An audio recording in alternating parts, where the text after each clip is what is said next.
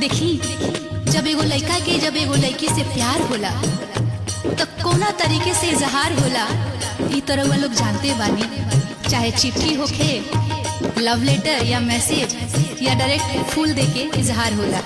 लेकिन जब एगो लड़की के एगो लड़का से प्यार होला तो कोना भाव में कहेले आ कैसे कहेले, आई हम बताओ तानी।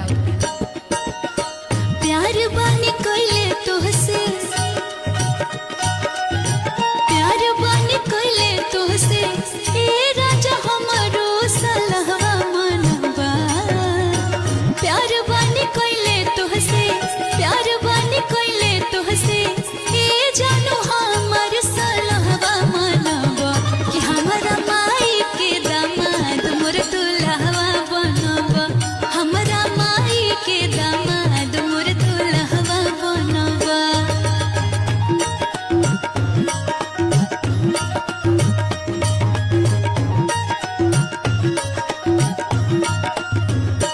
सुना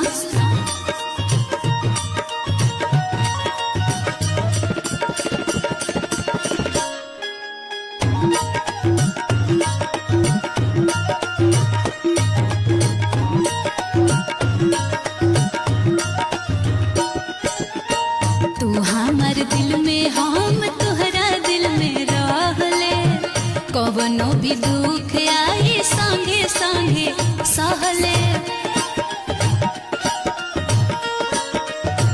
ए हो तू हमर दिल में, हम तोहरा दिल में रहले।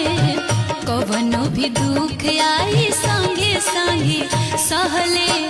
कि कितना प्यार बा जमाना के देखावा हो, हमरा घर जानू डोली लेके आवा हो। हम तोहर पार्वती,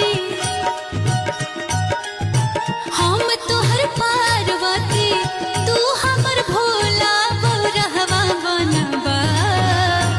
हम तोहर पार्वती, तू हमर भोला बौरहवा बनवा।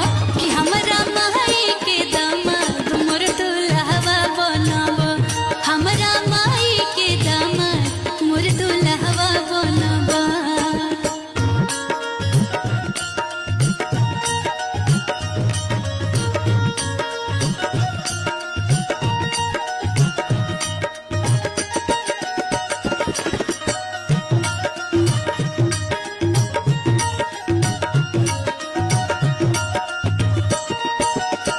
तहरा अलावा कुछ न भावे रोहन, तोहरा के पाके हम भइने हो धन धन।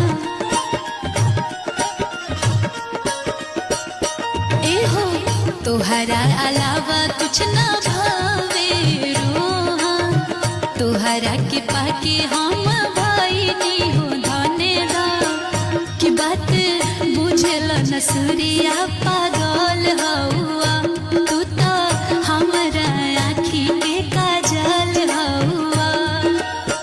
सुनाए जानू जहवा तोहरे ही संगे रहा, तोहरे ही संगे रहा। सुनाए जानू तू जहाँ